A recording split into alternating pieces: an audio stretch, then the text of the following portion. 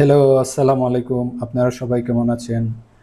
এই পর্যায়ে আমরা যে ভিডিওটা নিয়ে হাজির হয়েছি, এখানে আমরা আলোচনা করব সেন্টেন্সেস। আমরা 5টা সেন্টেন্স আলোচনা করব। Sentences for walking outside.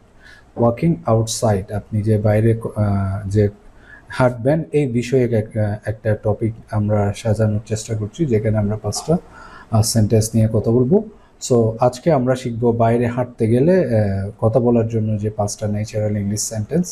So 1 number যে সেন্টেন্সটা, I am going out for a work. I am going out for a walk. Work নয়, walk. I am going out for a walk. আমি একটু হাঁটতে বাইরে যাচ্ছি। সো আপনি ধরেন আপনি একটু বাইরে গেলে আপনি এটা বলতে পারেন, I am going out for a walk. আমি একটু হাঁটতে বাইরে যাচ্ছি। মানে এটা মানে দ্বারা বোঝায় আপনি বাইরে যাচ্ছেন, হয়তো আপনার প্ল্যান হলো শুধু হাঁটা। I am going out for a walk.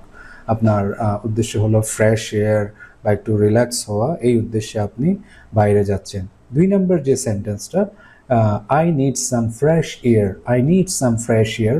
আমার একটু ফ্রেশ এয়ার দরকার। I need some fresh air. আমার একটু ফ্রেশ এয়ার দরকার। মানে আপনি হয়তো অনেক স্ট্রেসে আছেন, সেক্ষেত্রে আপনি এই সেন্টেন্সটা ইউজ করতে পারেন। 3 নম্বর যে সেন্টেন্সটা, I will be back in a few minutes. আমি কয়েক মিনিটের মধ্যে ফিরে আসব।